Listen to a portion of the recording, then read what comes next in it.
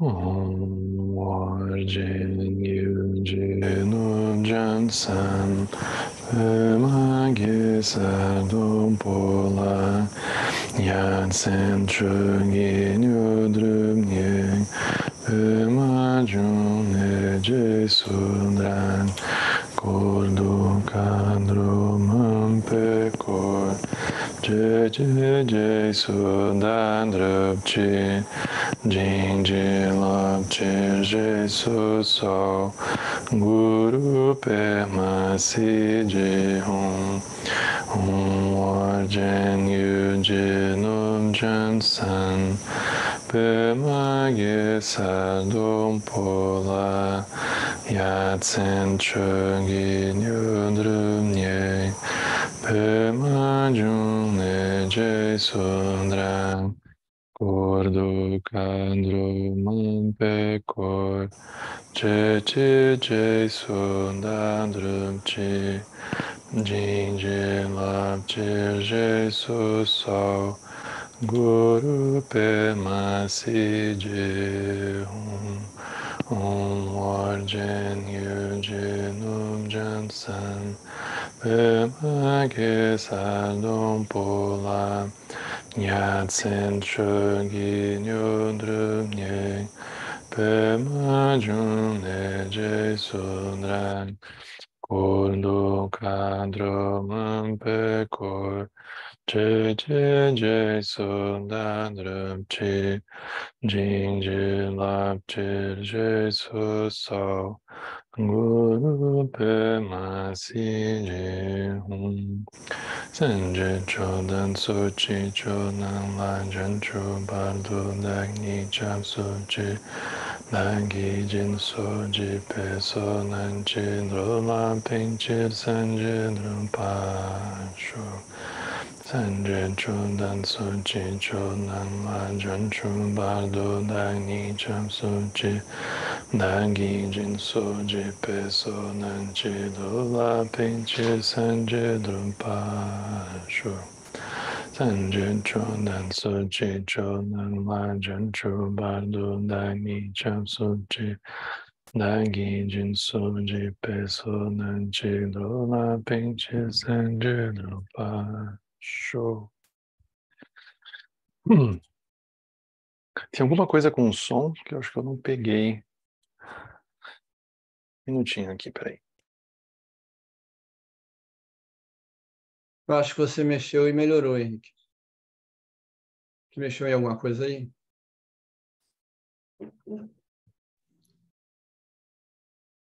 Estava dando um chiado, mas parou agora.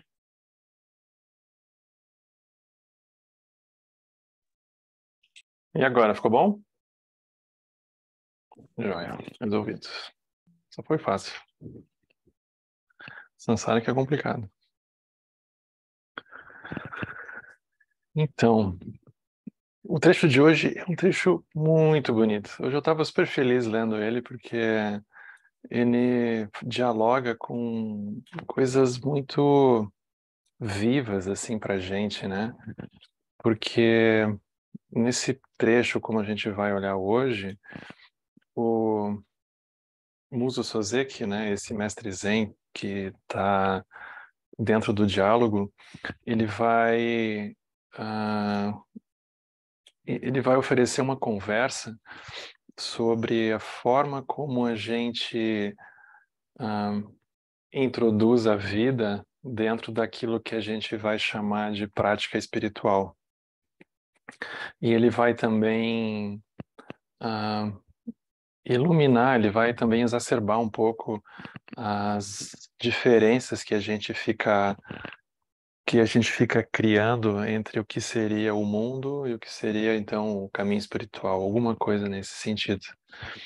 Se a gente vai tomar um sentido mais estrito, é como se a gente fosse dividindo também a nossa vida, ou mesmo que a gente vá fazer uma prática mais prolongada por um período curto, como se fosse um retiro, por exemplo, a gente tem uma sensação que tem muito clara, né? As sessões de prática e tem os intervalos.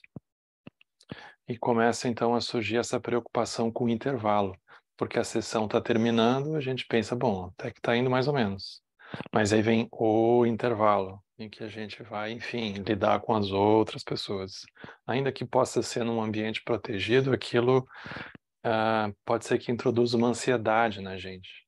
E a gente vai precisar, enfim, fazer coisas. Então, o mundo, às vezes, a sensação do mundo espiritual, ele cria uma realidade paralela em que certas coisas, a princípio, não entram. Como fazer isso, né? Como se mover em meio a isso? Então, a pergunta de saída que é colocada, que inicia essa conversa, ela é muito precisa, porque a pergunta que é colocada, que dá início, né, start, assim, para essa conversa, é uma pergunta que diz assim: é dito que algumas pessoas praticam em meio às atividades mundanas e outras pessoas realizam atividades mundanas em meio à prática. Qual é a diferença entre os dois? Isso aqui de saída é muito maravilhoso, né? Porque a gente, quando começa, é muito provável que é o único universo possível para nós é que a gente tem as atividades mundanas e a gente fica tentando encontrar uma brechinha que a gente faz prática.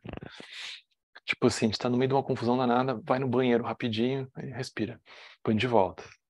Ou a gente se tranca num quarto por um tempo, a gente respira, depois a gente volta. E a gente foge um fim de semana, depois a gente retorna. A gente tem a vida, é isso que ele vai chamar das atividades mundanas, completamente sólido, estabelecido, e a gente fica tentando fazer enxertos, assim, que acabam sendo sempre muito pontuais. E a sensação de que a conta não fecha é muito presente, porque se o dia tem 24 horas e a gente for somar nos minutos o que a gente internamente considera que está fazendo prática, aquilo é muito desfavorável, né? É uma conta que não tem como dar certo, né? A conta não fecha. Então, isso é um pouco a sensação geral que a gente tem. A gente tem as atividades mundanas e a gente tenta introduzir um pouco de prática ali dentro, né? Só que ele oferece essa outra visão que é muito impressionante, né? Que é assim, a gente realiza algumas atividades mundanas, mas o fundo da vida, o fundo da mente é a prática. Aí, como dentro da prática, tem algumas atividades que a gente poderia botar até entre aspas, assim, atividades mundanas. Como que é a diferença entre essas duas perspectivas, né? Entre essas duas visões? Eu vou colocar o texto aqui no chat porque eu acho que também nem todo mundo talvez tenha acesso, né? Eu comecei a ler aqui e me dei conta agora. Então eu vou botar o link aqui, peraí. Henrique, quando você começa a falar, o chiado fica de fundo, assim. Parece que tem um cancelador de ruído e que você fala, pega o som de fundo. Mas está bem de leve. Estranho, porque eu não mexi em nada aqui.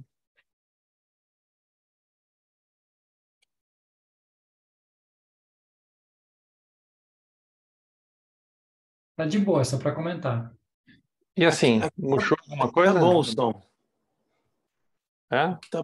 Aqui tá perfeito o som. Então tá. Obrigado.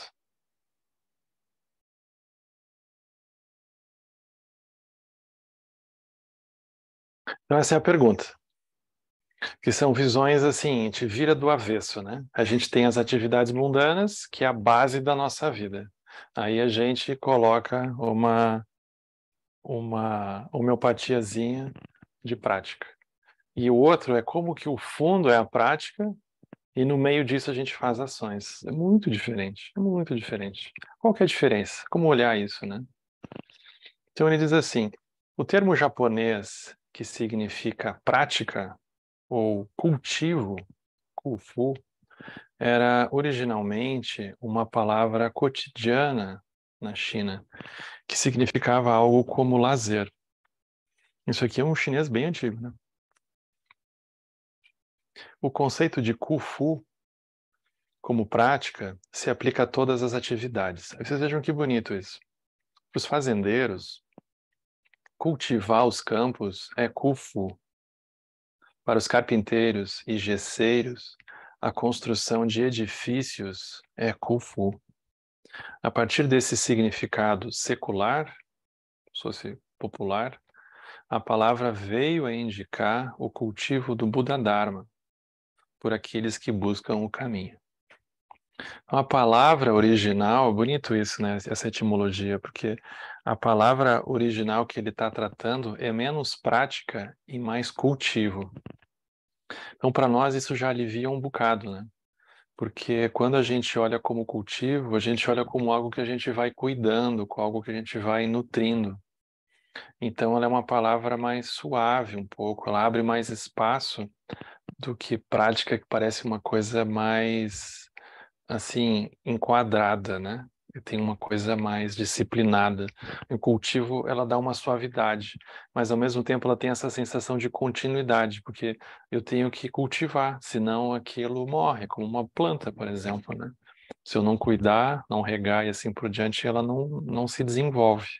Então tem uma sensação de cuidado em que eu vou cultivando. Então, aqui de saída, né, o fundo que ele introduz para a gente já é um fundo mais aberto, para a gente olhar como algo que eu cultivo. Aí, se eu olho para as qualidades da mente, compaixão, amor, assim por diante, eu cultivo. Eu olho para as qualidades que eu reconheço por dentro do silêncio, atenção, estabilidade, eu cultivo. Então, como se cada um fosse se tornando uma espécie de jardineiro, né? Alguma coisa assim. Um jardineiro cósmico, né? As pessoas que cultivam a natureza original, assim, natureza primordial, né?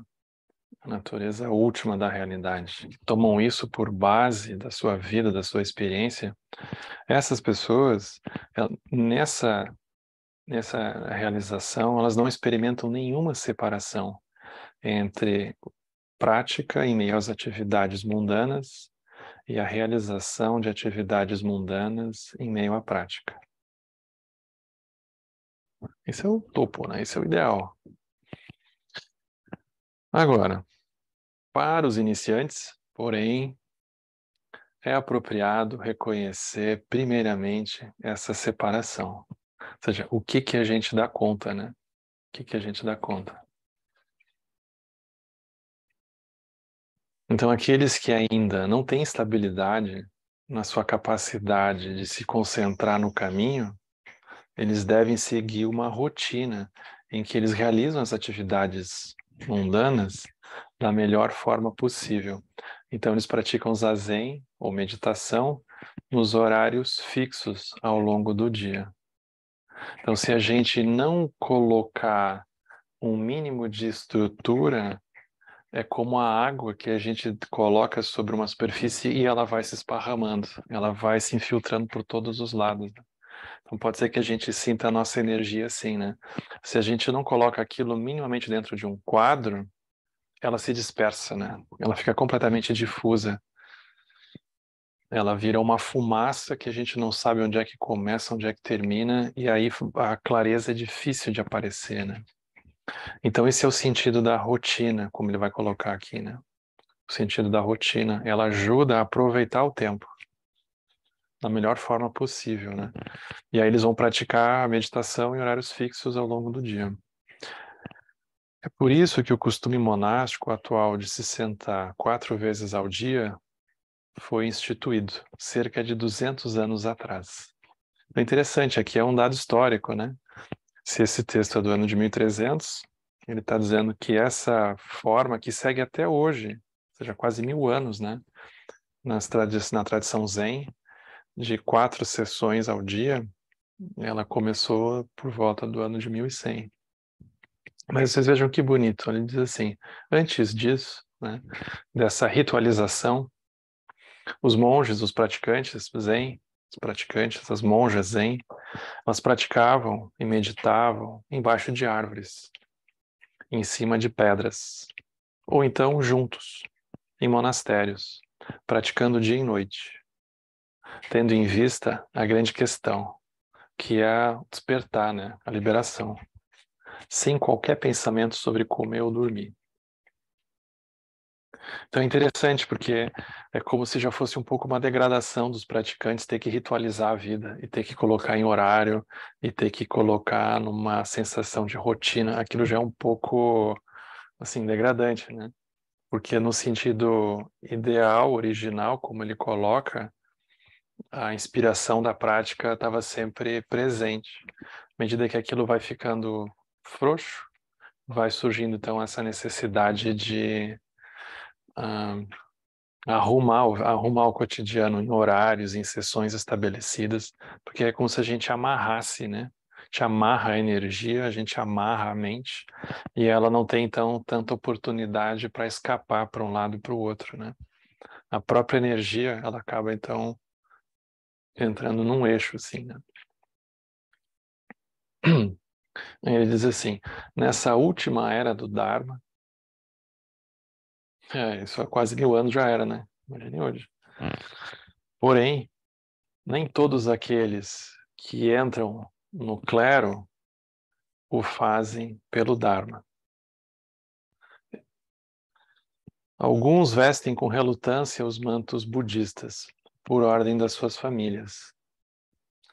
Então, veja, no budismo também tinha isso, né? Porque, enfim, o budismo era quase uma religião de Estado, era muito comum que as famílias enviassem os filhos, ou alguns deles pelo menos, né, para os mosteiros. Não que eles quisessem, provavelmente era contra gosto, para muitos, né, ou para alguns pelo menos. Então, eles pequenos não podiam nem protestar muito, quando viam já estavam lá dentro, por ordem de suas famílias. Outros, eles entram no templo para escapar das dificuldades da vida mundana. Porque, imagine, não tinha, trabalhava no campo, né, super austero, no sentido que não tinha implementos agrícolas, né, ficava exposto aos elementos, às estações, ao frio, à neve, à chuva. Então, ter que trabalhar e perdia eventualmente tudo para eventos climáticos ou qualquer coisa do tipo, pragas, né? Então, a vida não era muito fácil, não segue sendo, mas imaginem, aí eles entravam lá, aquilo aparentemente meditar era mais fácil, né? Aí tu tinha uma vida simples, tinha uma comida, mas aquilo aparentemente funcionava, né? Então as motivações são as mais variadas dentro dos contextos, né? Isso é muito curioso, né? Porque a gente vai ver em diferentes tradições ao longo das eras, né? É muito parecido isso. Até mesmo pessoas como essas que entram para o caminho espiritual, para o clero, como ele coloca, contra a sua vontade, o fazem por conta de influências kármicas benéficas, positivas, de vidas anteriores. E assim, eles não são completamente avessos à prática do zazen. Então, ainda que eles talvez não aspiraram conscientemente estar ali, alguma conexão kármica tinha. Então, não é que tivesse uma aversão, né? A despeito disso, lhes falta uma aspiração genuína pelo caminho. E, portanto, quando fazem as suas refeições e bebem chá, os seus apetites as distraem do Buda Dharma. Aí, como se a pessoa está lá, fica esperando, bom, vai ter o que hoje no almoço? Né? E na janta? O que vai ter na janta? E assim vai indo, né? Então, é como se a pessoa está ali um pouco encostada, né? Ela está ali um pouco encostada, esperando o tempo passar, e ela vai comendo, né? Vai comendo, e tem as atividades todas, daqui a pouco tem um intervalo para o chá, e assim vai indo, aí vai batendo um papo, né? Ou então, quando essas pessoas leem os ensinamentos, os textos, né, os sutras, ou recitam os mantras, né, os dharanis, a sua concentração sobre essas práticas relativas faz com que elas percam de vista a natureza original. É como se a densidade dos ensinamentos que vão falar sobre o mundo roubasse o foco do assunto da liberação como um todo, né? Então, como se a gente esquecesse pela densidade do ensinamento causal e ele então ofuscasse o aspecto da gente precisar acordar mesmo, né? Ocupando-se com tais assuntos triviais, essas pessoas podem facilmente negligenciar o cultivo daquilo que é fundamental e desperdiçar suas vidas em vão. Porque aqui a crítica que ele faz é um pouco assim, é uma coisa que se aplica a nós, né? Porque se a gente olhar, é como se a gente andasse, vamos dizer, por dentro do caminho, muito por conta. É como alguém que se recupera como alguém que se move por uma gripe, por exemplo, né? Então a gente está indo, de repente um dia a gente acorda, nariz entupido, dor de cabeça, e garganta incomodando, cansado, assim por diante. Aí a gente procura um tratamento. Aí aquilo paralisa um pouco as outras coisas, as outras urgências. A gente, bom, tem alguma coisa urgente para resolver, eu tenho que ficar bom. Aí a gente entra num tratamento, daqui a pouco a gente está zerado. A gente pensa, tô bem, tá ótimo, tá tudo andando. Aí a gente volta. Então é como se a gente precisasse a gente andasse sempre devagar, porque a gente precisa de um sintoma muitas vezes forte para que aquilo nos relembre do que é que, o meu corpo, eu tenho que cuidar. Então a gente vai andando no samsara um pouco como quem vai andando por gripes, assim, né? Por resfriados e por percalços mais ou menos, né? Pequenos ou médios ou grandes, em que a gente daqui a pouco se lembra que, enfim, bom, mas até que a gente vai ao ponto que não importa se a gente está gripado ou a gente não está gripado, está dentro do samsara. Então é um pouco isso que ele está dizendo, né? Não importa se a gente está gripado ou não está gripado, tem um fundo que sustenta a nossa sensação de estar vivo que a gente não alcança, né? A gente vai vida e morte, a gente não pega direito, né?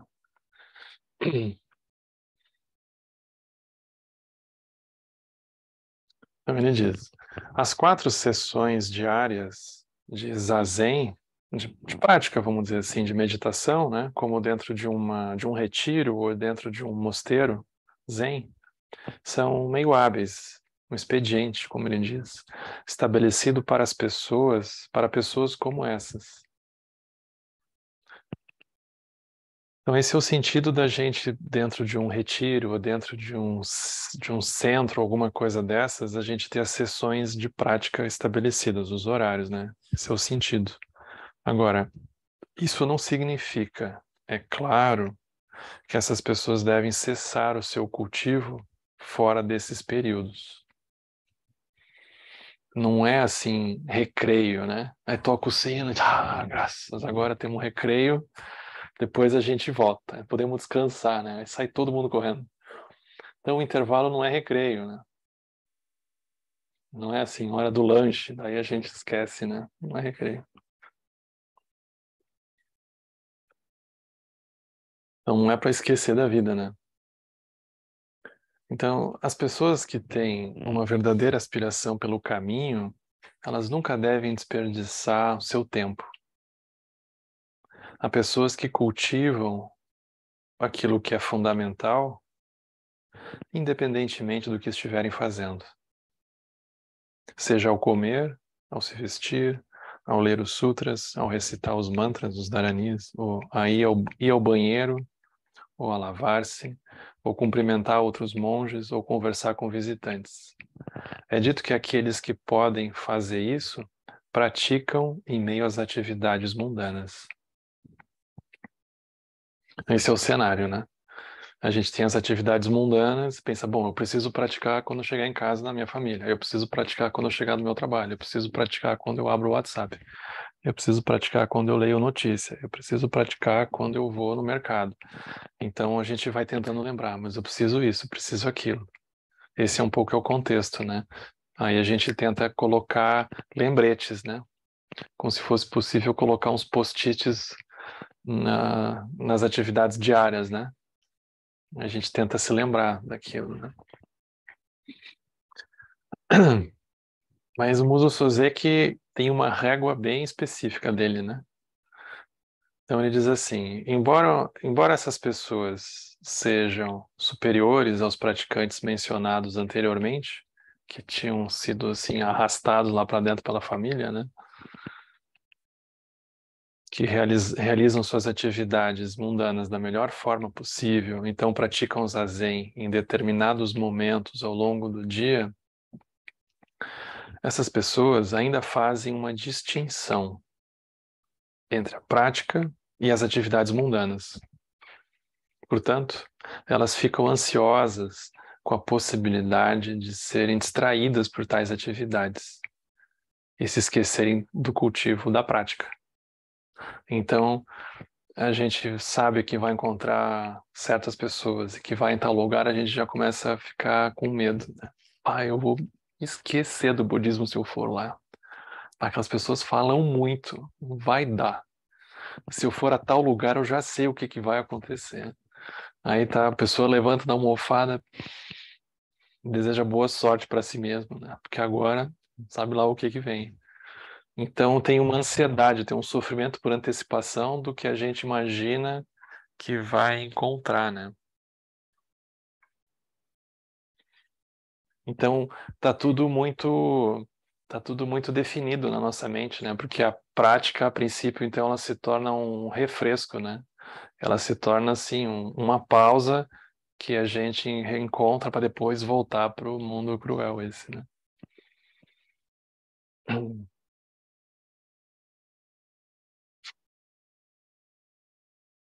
Aí ele diz, isso ocorre porque essas pessoas consideram que as coisas existem fora das suas mentes. Aqui está a chave, né?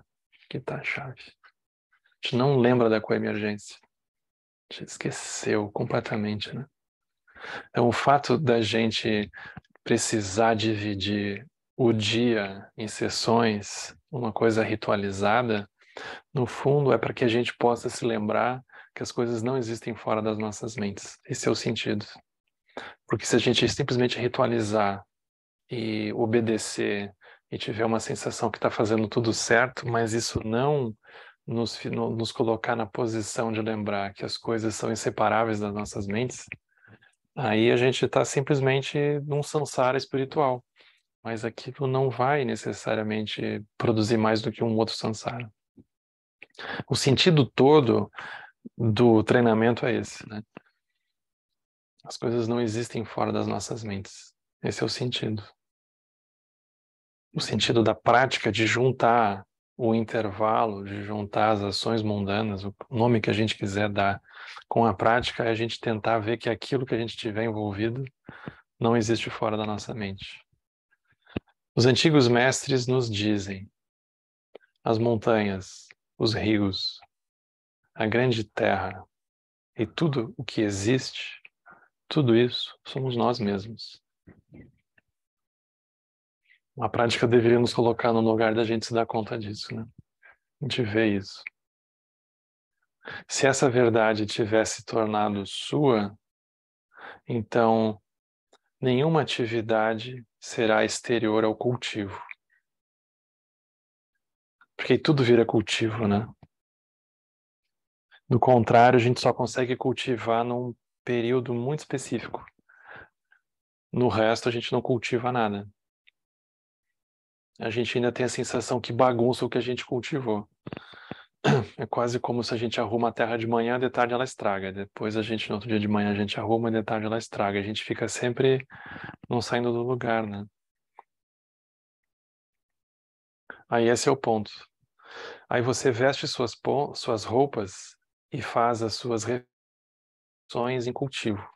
Você caminha, se levanta, se deita, se senta em cultivo. Ele já nem usa a palavra prática mais, ele usa cultivo. Super bonito. Está cultivando, né? Está cuidando. Você vê, você ouve, você percebe, conhece em cultivo. Você experimenta alegria, experimenta a raiva, e você experimenta a afeição e o prazer em cultivo. Aí tudo faz parte, a alegria, a raiva, a afeição e o prazer em cultivo. Porque se aquilo brota da mente, como que aquilo vai ser algo que a gente não vai olhar? É óbvio, o cultivo está ligado a essas coisas. É dito que aqueles que fazem isso realizam atividades mundanas em meio à prática.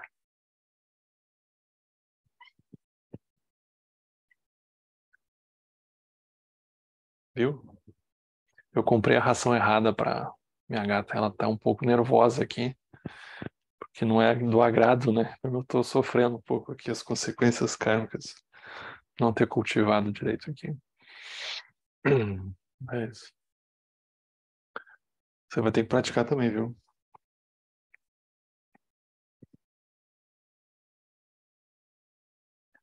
Então, mas isso aqui não é mindfulness. Isso aqui é a gente se dar conta que as coisas não existem fora das nossas mentes. Essa aqui é a prática.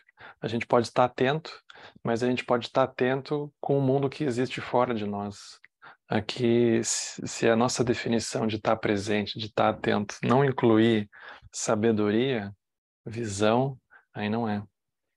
Porque aqui o contexto mesmo, isso ocorre porque aqui a gente então já não considera que as coisas existem separadas de nós.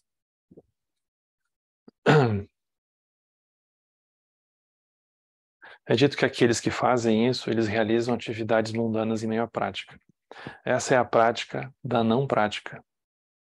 É o esforço do não esforço, que eram os temas dos capítulos anteriores, né, que a gente viu nas semanas anteriores, aqui nas semanas passadas, né? Poderia dizer, na versão tibetana, essa é a meditação da não meditação. Para aqueles que são capazes de aplicar a mente dessa maneira, tanto se lembrar quanto se esquecer são cultivo. E não há diferença entre o sono e a vigília.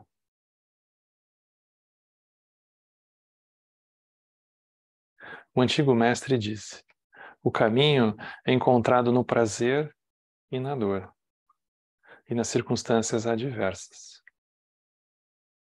E um outro mestre antigo disse: o caminho existe em todas as coisas. As afirmações, ambas as afirmações dizem a mesma coisa. Isso aqui é muito bonito, né? Porque se a nossa sensação de caminho excluir prazer e dor, não é caminho. Do tipo a gente mensurar o nosso caminho por quanto de prazer aparece ou quanto de dor aparece, não é. Ou se o caminho vai nos proteger das circunstâncias adversas, também não vai. Não é uma garantia. O caminho não é uma garantia contra o samsara, né? O caminho é iluminar o samsara, então as circunstâncias adversas elas vão aparecer. Então o caminho existe em todas as coisas. Ambas as afirmações dizem a mesma coisa. Mas vê o Muso Soseki. No entanto, até mesmo esse grau de realização não é nada além de um estágio da realização. E ainda não atinge o verdadeiro ensinamento dos patriarcas. Isso não é iluminação completa, porque ainda tem alguém que está olhando que não tem prazer, que não tem dor, que tem prazer, que tem dor. Tem um eu ali atrás. Mesmo esse eu vai se dissolver, né? Então não tem, uma dissolução de avidya, né? A dissolução da identidade completa. Mas isso aqui já é lá na frente, né? Isso aqui, essa prática, como ele coloca.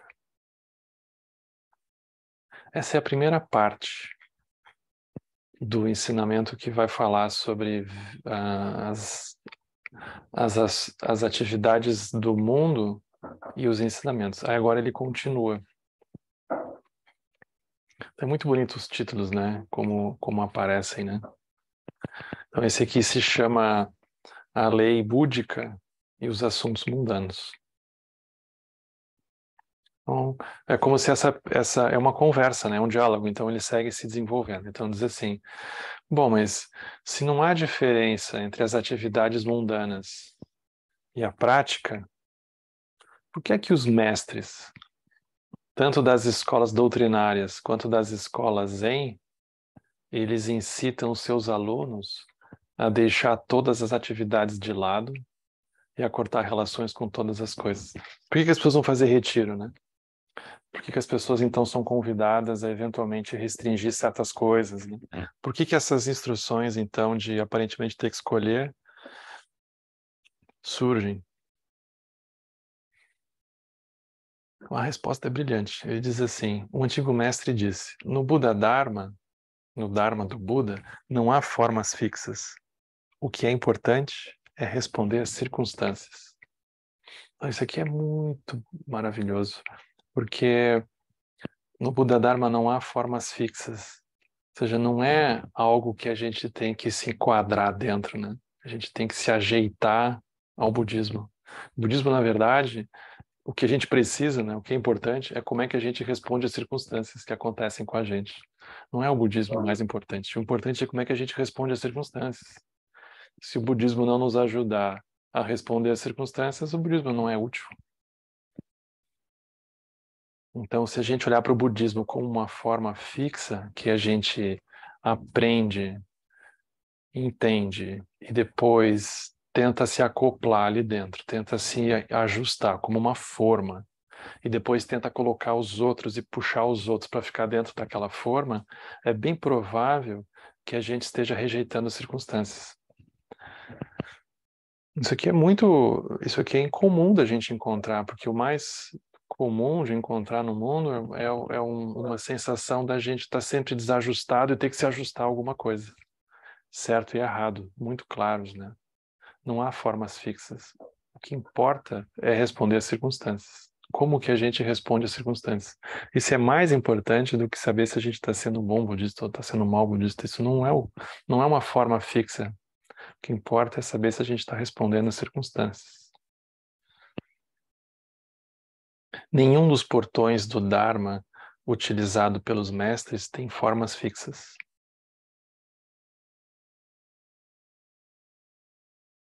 Uma vez que um princípio universal do budismo Mahayana é de que não existe separação entre o Dharma do Buda e os assuntos seculares, não existe.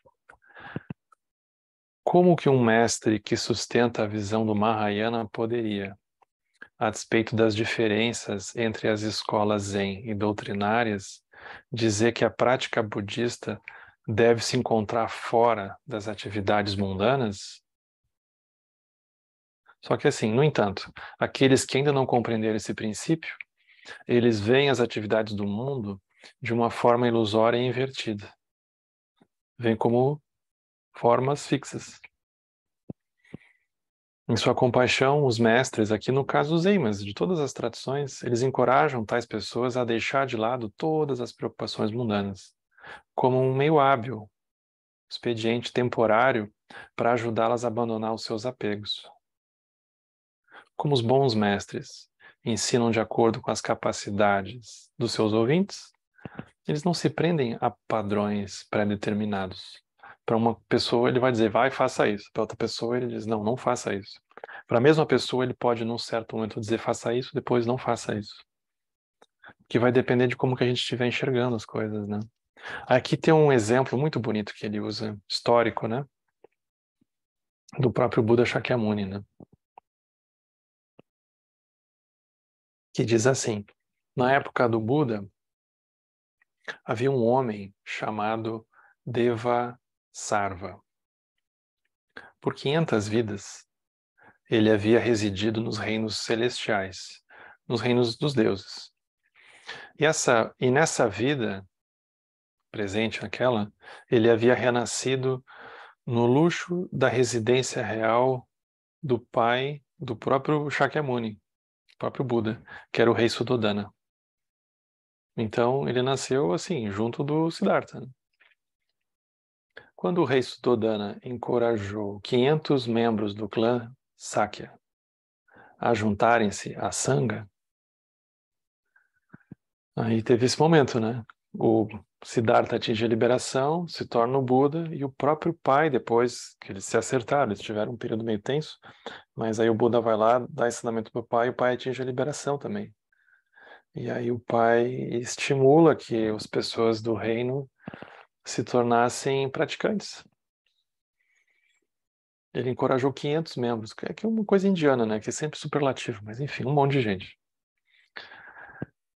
Devasarva estava entre aqueles que foram solicitados a fazê-lo. Ele deveria se tornar um praticante.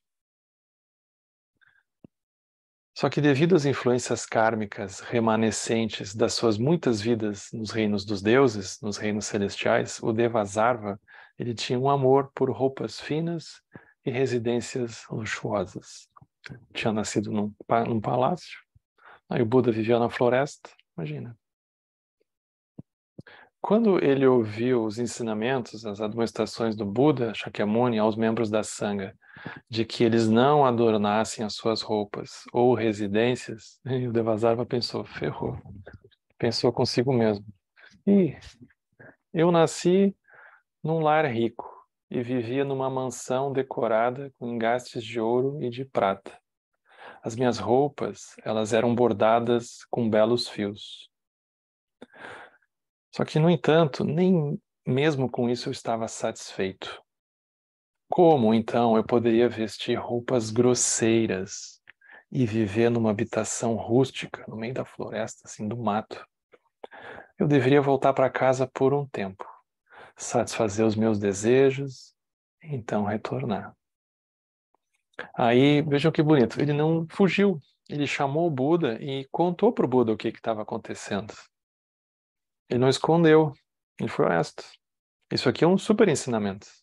Não é assim, ele deu uma olhada e pensou, isso aqui não é para mim, sai de fininho. Não, ele foi lá e falou com o Buda. Isso aqui já é um ensinamento.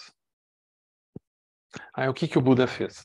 O Buda chamou seu assistente, Ananda, e disse para o Ananda ir até o palácio real e tomar emprestado alguns belos ornamentos e decorar um quarto com eles, de uma forma que agradasse o Devasarva e fizesse com que ele passasse a noite ali. Veja o Buda, que interessante, né? O Buda não disse, olha, isso aí é samsara, isso aí é isso, é aquilo. Ele não deu uma palestrinha lá para o Devasarva, dizendo, você tem que ver que isso é tudo vacuidade, você tem que ver que isso é só a sua mente, você tem que ver que isso... O Buda não fez isso. Isso é compaixão.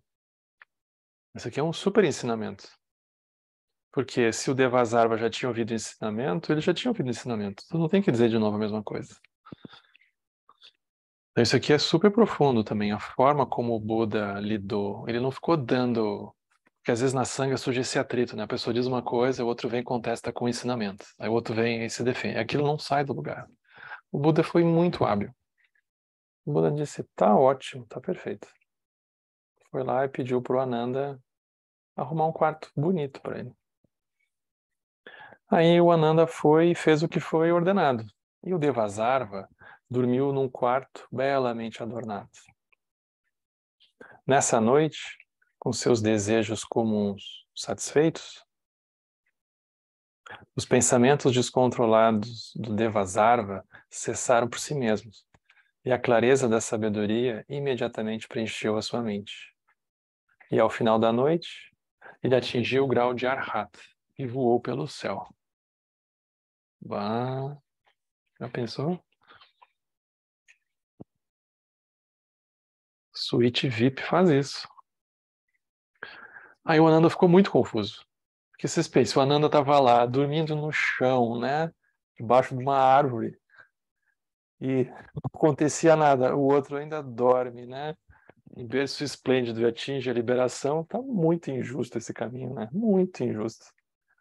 O Ananda não entendeu mais nada, né? Como assim? Interessante. Aí ele questionou o Buda. Foi lá perguntar para o Buda, né? Mas e aí, como é que é isso? Aí o Buda respondeu.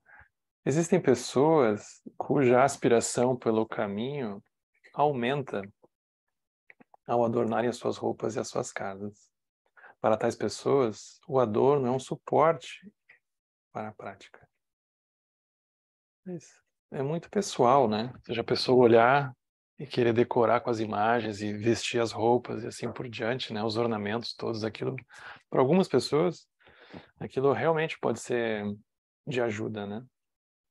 Só que existem outras pessoas cuja aspiração ao caminho, ela diminui ao adornarem as suas roupas, as suas casas e a sua vida.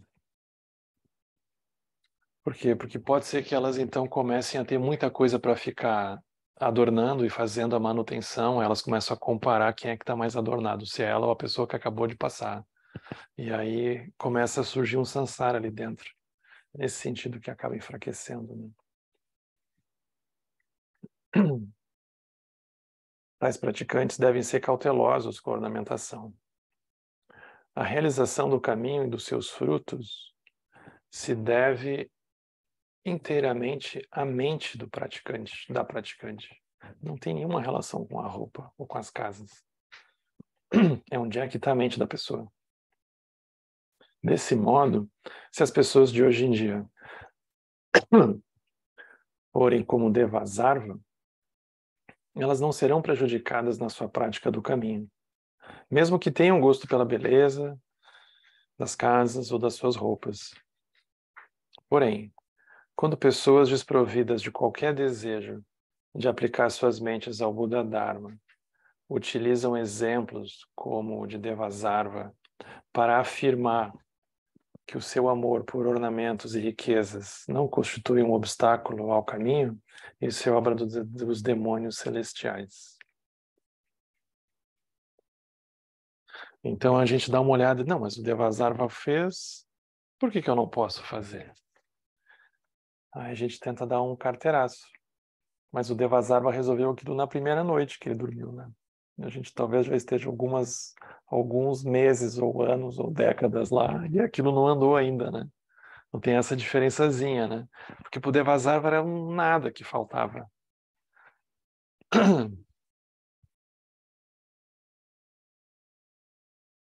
Ele usa um outro exemplo, que é dos jardins. O Mudo Soseki, nos dias de hoje, ele é conhecido principalmente por ser um mestre de jardim japonês. Esse ele é mais conhecido como mestre Zen, eu acho até, ou do que como um poeta. Mas era como uma pessoa que estabeleceu, né, muitos jardins naquela época dos mosteiros Zen como como algo que transbordava da realização dele e também como uma prática, né? Então ele tem livros sobre aqui a tradução é jardins paisagísticos, né? O Pedro estava conversando hoje se isso era o melhor termo, né?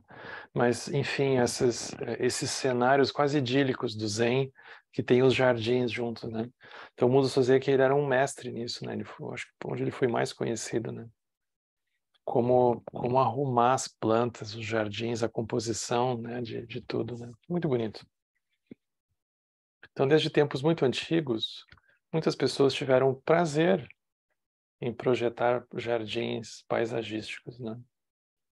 Empilhando montes de terra, ordenando pedras, plantando árvores, canalizando correntes de água.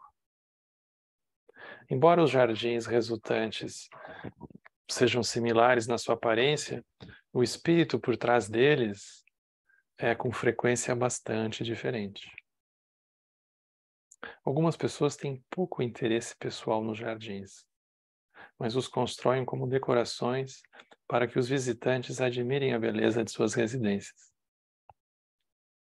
Outras pessoas, cujo amor por jardins paisagísticos é parte do mesmo desejo por coisas materiais que as impele a colecionar os tesouros raros do mundo, elas buscam pedras com formatos estranhos ou árvores incomuns para colocar nos seus jardins. Aí fica tudo excessivamente exótico, né? Tais pessoas não têm apreciação alguma pelo refinamento gentil do jardim, que é a estética zen, é tudo muito sutil, quase imperceptível no sentido da sutileza e da gentileza da composição também, né? O seu amor dessas pessoas, no caso, é por coisas mundanas, que ele diz. Bai Letian, que era um mestre, né? Um dos grandes poetas da China, cavou um pequeno lago e plantou um bambu ao seu redor para criar um jardim do qual ele gostava muito. Em um poema, ele escreveu: "O bambu é meu amigo, pois o seu coração é aberto. A água é minha professora, pois sua natureza é pura." Aqueles no mundo que amam os jardins paisagísticos e compartilham dos sentimentos de Bai Letian estão verdadeiramente livres de coisas mundanas. Porque é como se a energia viesse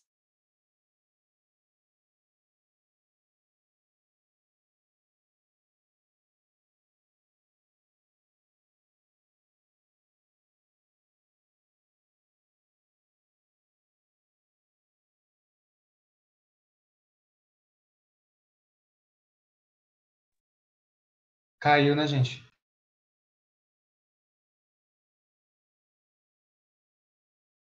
Caiu sim, Cleiton. Eu acho que eu caí e voltei, né? Então tá bom. Então eu vou voltar um pouquinho aqui. Então a gente leu esse poema, né? Bambu é meu amigo, pois o seu coração é aberto. A água é minha professora, pois a sua natureza é pura. Aqueles no mundo que amam os jardins paisagísticos e compartilham dos sentimentos desse grande poeta, né, Bai Tian, estão verdadeiramente livres das coisas mundanas. Também há pessoas que, por natureza, são modestas e simples e que têm pouco interesse naquilo que é secular. Tais pessoas encontram alimento para suas almas na recitação de poesia e na apreciação de belas paisagens. É esse tipo de pessoa que a expressão "a doença crônica das belas paisagens", a enfermidade incurável das visões agradáveis se refere. É bonito, né? Porque a gente tem vários exemplos na poesia, não só aqui no caso da China e do Japão, mas no Brasil e muitos lugares, né? Que tem esse contato com a natureza, né? E que introduz um estilo de vida muito simples, né? Mas não que tenha ali dentro uma austeridade, mas tem uma conexão natural ali por dentro, né? Poderíamos considerá-las pessoas seculares de gosto refinado, ele diz. Só que a questão mesmo é assim, mas se tais pessoas não possuem o espírito do caminho, até mesmo essas qualidades refinadas se tornam a base para renascimentos futuros no reino sansárico. A gente pode dizer, bom, é um sansara que é bonito, que é ecológico, que é natural, que é orgânico, que preserva a natureza, mas ainda assim não atravessa o aspecto profundo do próprio sansara, né?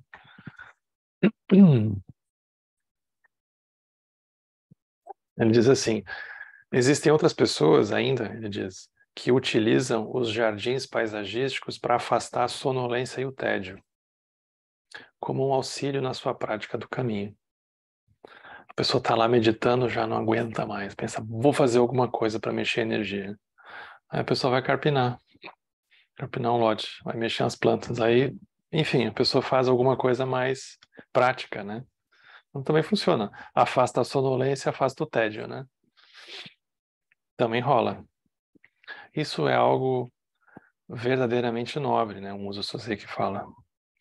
E não é absolutamente igual ao deleite que as pessoas comuns experimentam com jardins.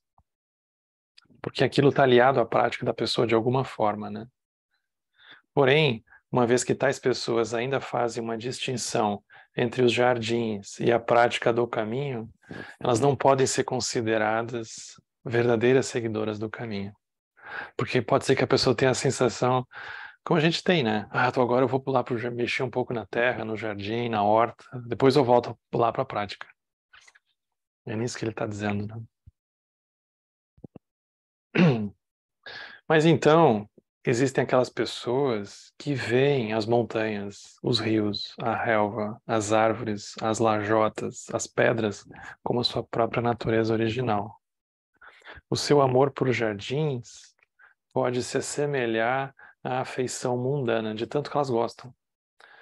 Só que elas empregam essa afeição na aspiração ao caminho, utilizando como parte da sua prática a paisagem transitória da relva e das árvores ao longo das 4 estações. Porque os jardins vão mudando ao longo das estações, né?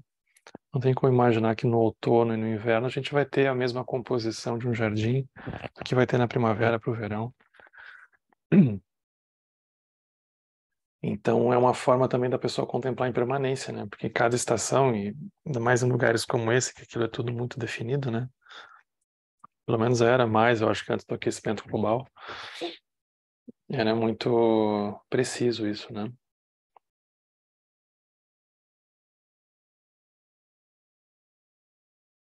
Aquele que pode fazer isso é verdadeiramente um exemplo de como um seguidor do caminho deve contemplar um jardim.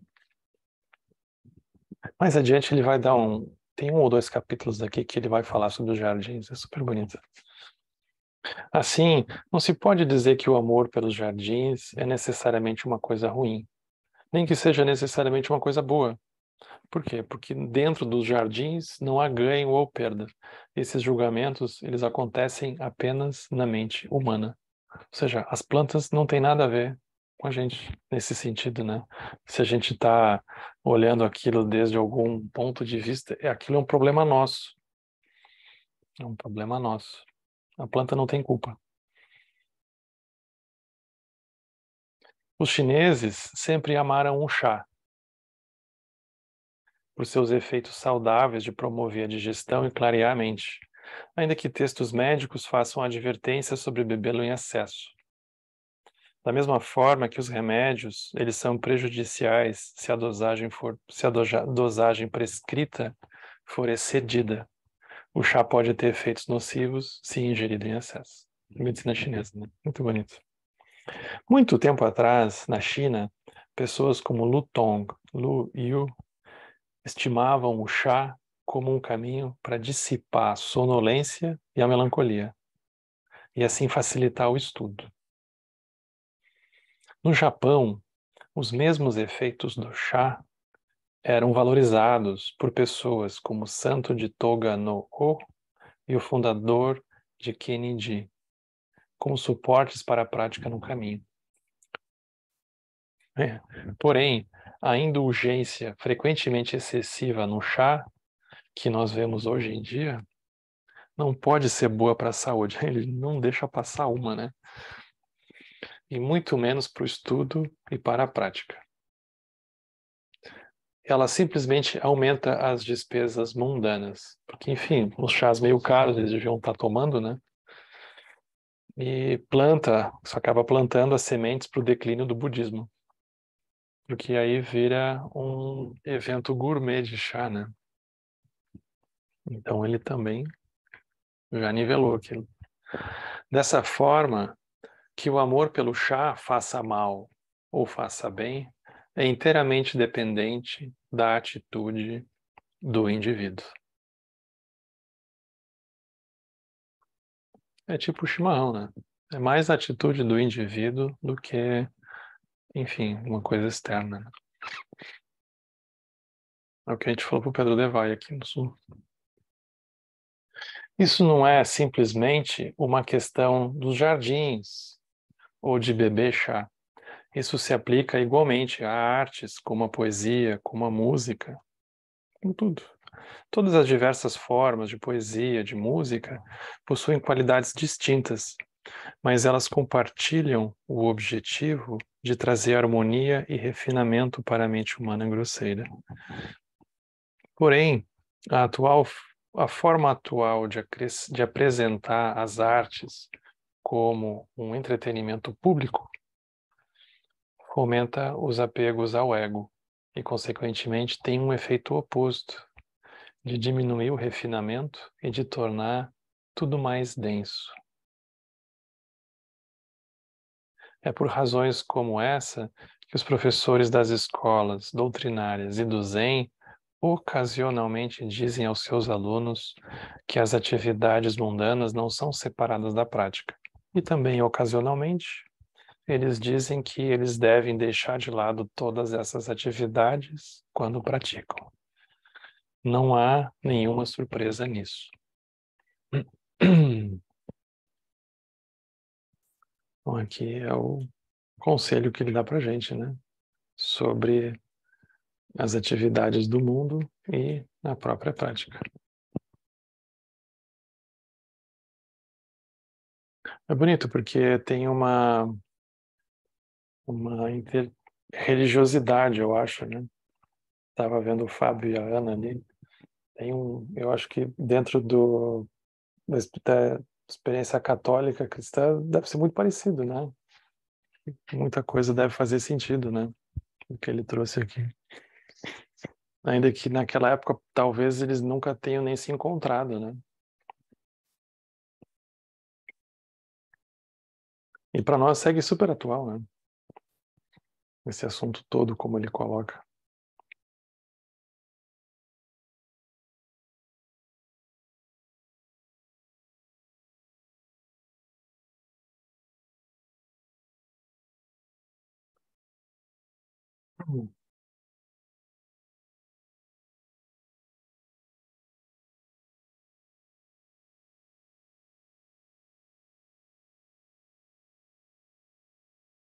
Mas é isso.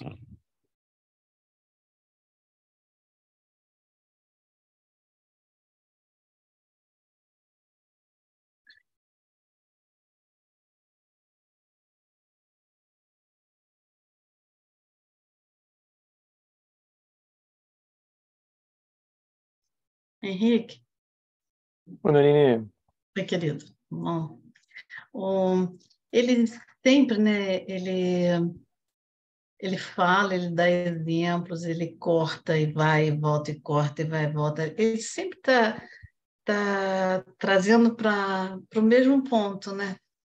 É a postura, né? A postura mental, é a tua atitude. Se você está cozinhando, se você está sentado praticando, você está não sei o quê, que é a grande dificuldade, né, da gente trazer, na realidade, o cultivar é muito legal, porque você fazer isso no seu dia, não importa a hora, não tem uma coisa, né, como você falou, não tem uma coisa quebrada, não tem uma coisa específica. Então, agora eu sou budista, vou sento e medito. Agora eu vou trabalhar, aí eu trabalho. Agora eu vou fazer não sei o quê. É muito interessante isso, né? Na realidade, ele junta tudo. é como se no início houvesse uma sensação de condenação, né, ao mundo por porque é como se o ensinamento no início ele ganha, né, ele traz uma ênfase grande de uma sensação quase condenatória ao mundo, né? A gente começa a rotular as coisas de samsara, isso aqui é impermanente, isso aqui é dukkha, né? Então a gente vai se dando conta que pode ser que a gente se sinta vivendo num lugar meio horrível, assim, né? Mas isso é como se fosse um remédio cujo único objetivo é fazer aparecer um espaço dentro da mente da gente para que a gente possa fazer outras coisas com a nossa mente, porque do contrário a gente não conseguiria parar e tirar a nossa mente lá de dentro daquele lugar. É muito Aí, liberador, né? aí depois que a gente consegue tirar um pouco a mente das coisas que enfim acontecem, começa a ter espaço para outras coisas. Aí o que acontece? É como se a gente precisasse agora tomar um remédio que vai produzir uma cura para o remédio anterior. Então a gente vai precisar agora começar a absorver o sansara e tudo aquilo que a gente condenou como sansara, como impuro, como dukkha, como isso, como aquilo, a gente vai puxando e vai tendo que agora fazer esse retrabalho de olhar cada uma daquelas coisas agora, então. Aí parece meio contraditório, mas eu fiquei quanto tempo chamando isso aqui de sansara e não sei o que, agora eu vou ter que, enfim, agora vou ter que praticar com isso? Mas isso não era errado, isso não era samsara, isso não era dukkha, isso não era isso. Mas aquilo era um ensinamento muito particular para um contexto muito específico para fazer aparecer espaço na mente, para poder ver justamente aquilo que estava na frente de um jeito mais profundo. Porque se não diz para a gente se afastar um pouquinho, a gente não consegue talvez ver de um jeito mais profundo. Mas enquanto tem um pouco de espaço, a gente vê. Então é como se fosse uma sensação de afastamento para logo na sequência a reaproximação acontecer, né? Então não é um ensinamento definitivo, né? É um ensinamento provisório. E legal que você se afasta, vai e volta, e você não sai do lugar, você está no mesmo lugar. A gente nunca se Então, afasta, né? Só tem uma é, sensaçãozinha ali que ganhou um é, tempo. É tipo o jogo de basquete, né? Pede o intervalo ali, que vai durar o quê? 1 minuto. Aí a gente vai, toma uma água, respira, depois volta, né? Não tem, o jogo não acaba, né? É só um intervalinho de basquete ali que a gente ganha.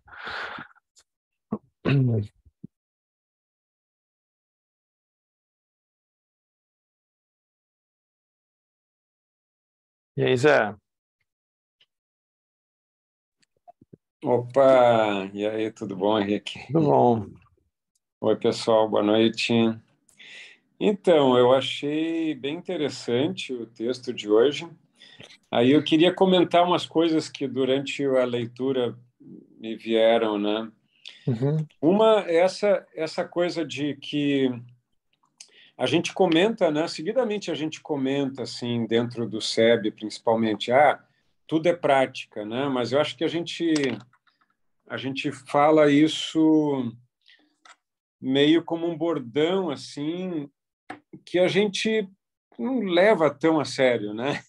A uhum, gente fala assim meio que para a gente mesmo, lembrando assim, tudo é prática, mas quando a porca aperta, né, a gente não esquece disso.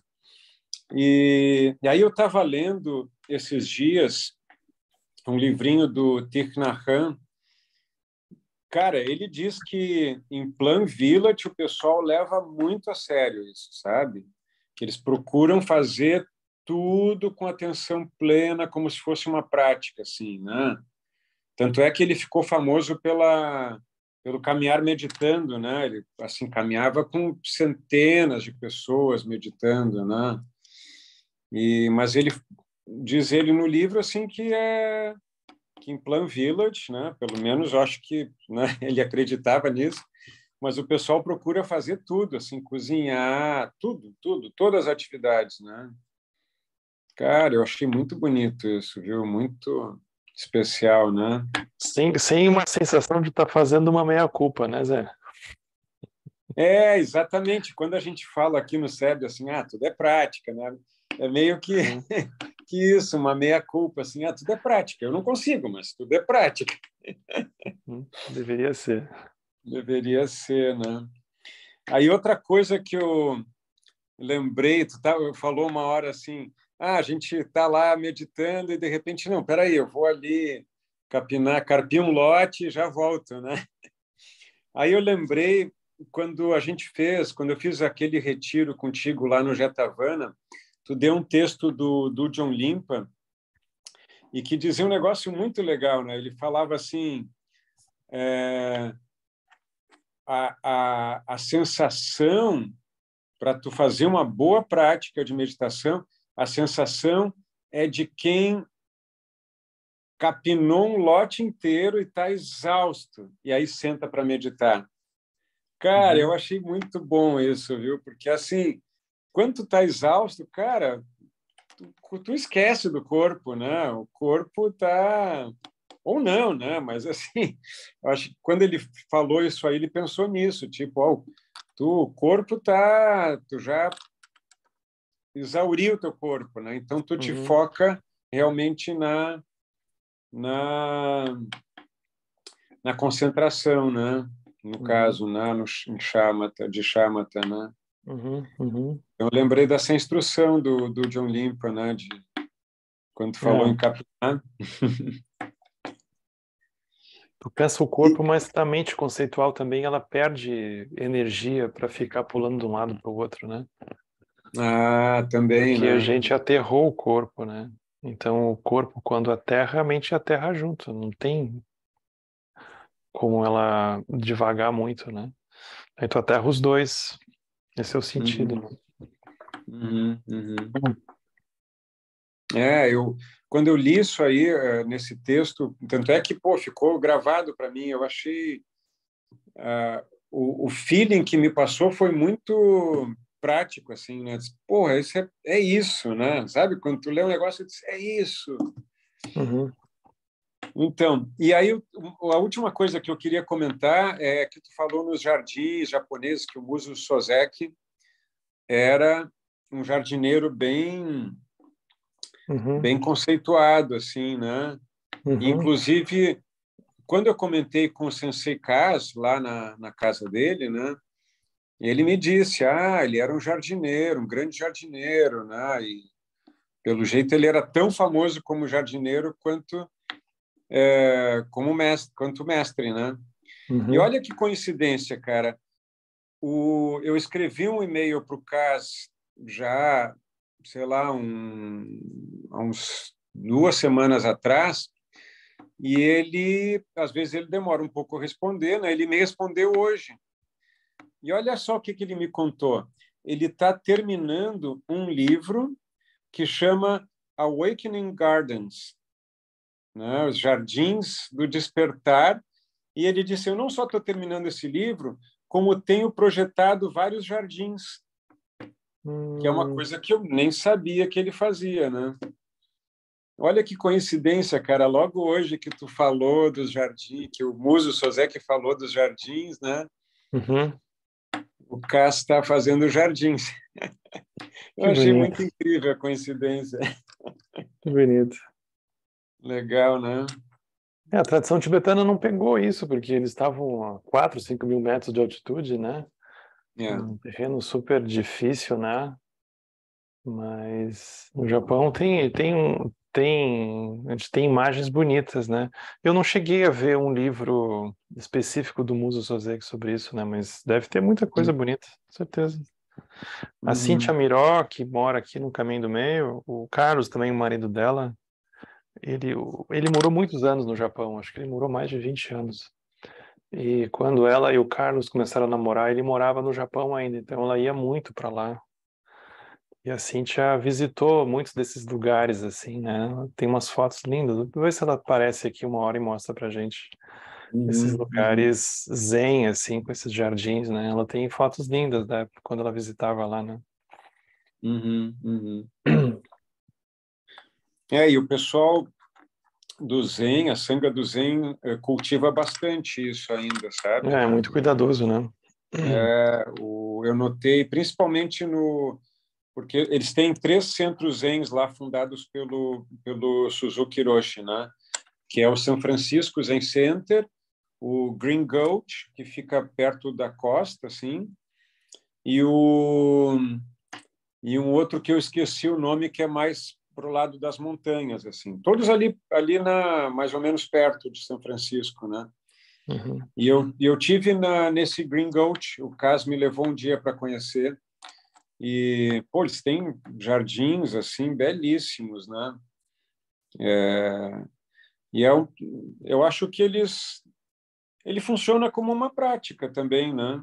Assim, não só a fruição do jardim, como a própria criação e a execução, digamos assim, do jardim, né? É, do que o Muso estava falando, né? Tudo vira caminho, né?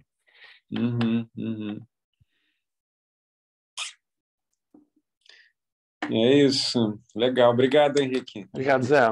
Obrigado. E aí, Tamara? Oi, Henrique. Oi, gente. Boa noite. Estão ouvindo bem? Estou ouvindo bem. Então tá. Eu queria primeiro agradecer a todo mundo, porque tá todo mundo aí. Eu fui viajar e eu voltei, e vocês estão aí. Eu acho isso fantástico. E aí Verdade. eu queria compartilhar umas coisas assim que rolaram.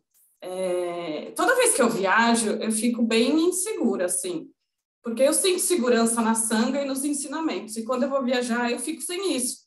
E aí eu fico meio, tipo, sem chão, assim, né? Mas aí você falou para mim que o Dharma viaja com a gente porque ele está nas aparências.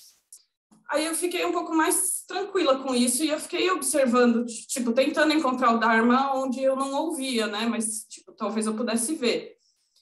E aí eu acho que eu consegui, assim, ver em algumas coisas que aconteceram na viagem, eu consegui ver e eu estava legal, assim, estava bem, estava feliz. Aí, assim, no último dia, assim, quase na hora de eu vir embora, aí a minha irmã conversou comigo e ela estava muito preocupada comigo, porque ela achava que eu estava perdida, sem rumo, sem propósito na vida. E aí isso me deixou angustiada, sabe? Porque aí, eu tinha que ter dito a verdade, o Sansara a gente se sente assim. Eu tinha que ter dito você também, eu tinha que ter respondido para ela, só que você não sabe. Mas aí, assim, eu tentei me explicar, porque, tipo assim, eu me sinto perdida, claro, né? Mas eu me sinto menos perdida do que eles. Mas eu não sei se isso também é uma visão errada minha, né? Eu tenho que, enfim, estar aberta também para a visão deles, porque vai que eles estão certos, né? Mas isso me gerou muita insegurança, porque aí, tipo, eu tava lá sozinha, não tinha ninguém da sangha comigo, né? E aí é ruim. E eu queria me explicar e eu não conseguia, parece que tudo que eu falava parecia muito absurdo para ele, sabe? E é difícil, mas enfim. Aí eu queria ver vocês, aí eu voltei, eu encontrei vocês e foi ótimo. Tá sendo ótimo. Aí, se você deixar, eu queria só fazer um comentário da historinha que você falou do Devasarva, é esse o nome? Devasarva, deixa eu ver aqui como é que é. Devasarva, é. Uhum. Devasarva. Então, que assim, eu entendi que ele era muito apegado ao luxo, e aí ele não conseguia dormir num lugar assim sem recursos, né? E aí o Buda sugeriu que tivesse um quarto bom para ele, e aí ele conseguiu atingir a iluminação. E aí o Ananda ficou, né, tipo, meio magoado com isso, porque parecia injusto. Mas aí o que eu pensei, assim, por que ele atingiu a iluminação e o Ananda talvez não, né? Tipo, não naquela hora. Mas, assim, para mim, a explicação que eu encontrei, ou que eu achei que poderia ser, é que, assim, eu achei que o Devasarva achava impossível se iluminar daquele jeito, dormindo no relento, porque ele tinha aquele apego e ele não conseguia imaginar ele dormindo no relento. Então, aí ele achava que ele não conseguiria atingir a iluminação. Ou talvez para ele fosse muito difícil escolher entre a iluminação e o conforto, né? Aquele luxo todo. Ou pelo menos uma parte do luxo. Então, eu achei que aquele desafio para ele era muito, muito intenso, assim, era muito grande. E aí, você está ouvindo, Henrique, ou você congelou? Não, estou te ouvindo. Uhum. E aí, quando o Buda falou para deixar o quarto dele bonito, eu acho que ele diminuiu a dificuldade, como se diminuísse o degrau que ele tinha que subir. E aí, quando ele fez isso, aí eu acho que o Devasarva, ele conseguiu ver que era possível, não era tão impossível assim, não era tão difícil dormir naquelas condições. Aí ele viu que talvez fosse possível. E aí, quando ele encontrou essa possibilidade, aí ele teve mais motivação, mais engajamento. Aí eu acho que a energia dele aumentou, ele conseguiu se dedicar mais. Porque quando a gente acha que as coisas são impossíveis, a gente meio que desiste delas, a gente não se engaja. E quando a gente acha que pode ser possível, aí a gente tem mais vontade, assim, de fazer as coisas. A gente tenta por mais tempo. Eu achei que podia ser isso, uma explicação. Não sei se faz sentido. Acho que faz, acho que pode ser. Acho que tem várias interpretações, né? A gente pode olhar também que nós não somos iguais, né? A gente não está indo atrás de uma sensação de nivelamento, assim, que todo mundo é igual, todo mundo vai fazer exatamente as mesmas coisas e vai ter que passar exatamente pelas mesmas circunstâncias, né?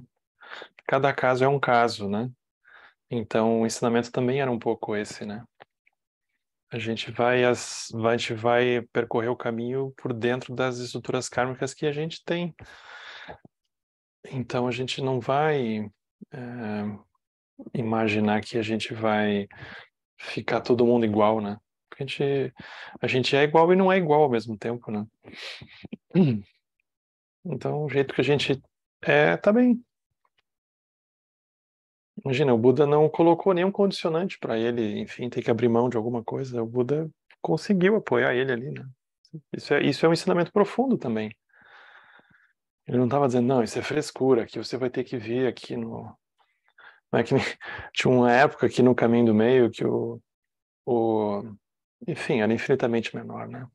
E aí tinha um alojamento, só tinham 2 alojamentos aqui no Caminho do Meio, que hoje para quem já veio aqui, é o que fica ali no hall de entrada, que é o Akshobhya, né? Só que tinha uma época aqui no Caminho do Meio que tinha um canil. Os cachorros andavam soltos aqui, né? A gente brincava que quando acabava o retiro, as pessoas não queriam ir embora, a gente abria o canil e soltava os cachorros, né? E esse canil, ele ficava atrás do alojamento masculino. E era um canil de cimento, assim, né? Vocês imaginem que beleza que era aquilo, né? Aquele cimento com a cachorrada dormindo e usando de banheiro ali, e aí tinha a janela do alojamento masculino ali, né? Então tinha uma época que era assim aqui. E aí, uma vez chegou um professor aqui, que ele veio como um convidado para dar uma palestra. E, enfim, o caminho do meio estava lotado, só sobrou aquele lugar para ele. Aí teve um praticante que foi receber ele, encaminhar ele para os aposentos dele, né? Que no caso era esse alojamento. Aí ele abriu a porta e disse assim: bom, agora você vai conhecer a primeira nova verdade, a verdade do sofrimento. Aí abriu a porta do alojamento, cheia de gente lá dentro, aquela janela, os cachorros do lado de fora, assim, um horror. Não, aquilo é para poucos, né? Para atingir iluminação ali dentro. Então a gente não precisa imaginar que a gente vai jogar todo mundo numa condição dessas para precisar fazer prática, né? Não é assim.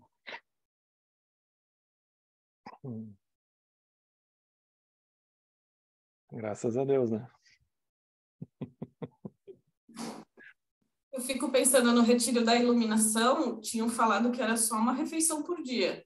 Isso Exatamente. Já é... Você vem, né? Eu vou, mas me falaram que eu vou comer 3 vezes. Mas é pois melhor. É. E aí a gente vai ver, isso vai ser tipo devasar, a gente vai ver como é que vai ser aqui. Mas eu acho que eu aguento comer uma vez só, mas aí eu vou comer muito. E assim, nos primeiros dias eu como muito naquela hora, e depois se eu não aguentar. Leva uma malinha com biscoito. Existe o risco de rolar um contrabando, né? Mas não, você tem a regra... farejadores, a gente tem todo um esquema aqui para esse retiro. Se a regra for uma vez por semana, eu como só uma vez por semana, mas aí sei lá o que vai acontecer, né? Nunca comi uma vez só por semana, sempre comi mais. Sim. Mas enfim, sempre tem a primeira vez. Tá bom. Obrigada, gente. Obrigado, Tamara. Então tá bom, gente. A gente vai fazer dedicação. Que os méritos deste encontro se expandam e toquem a todos. Que o Mestre Universal da Paz e da Compaixão, Sua Santidade Dalai Lama, juntamente com todos os mestres de todas as tradições que veiculam essa mensagem, tenham longa vida. Todos estejam a salvo de gerar pensamentos negativos, o obstáculo mais destrutivo. Que esses pensamentos nunca surjam em nossa mente. Que todos os seres também estejam livres de pensamentos negativos. Quem Lup Chosun Ring Lu Chedzan Ning Sa Sun Chapa Pel Dru Ju Chosun Não Wanda Midrau do Sung Ele Show.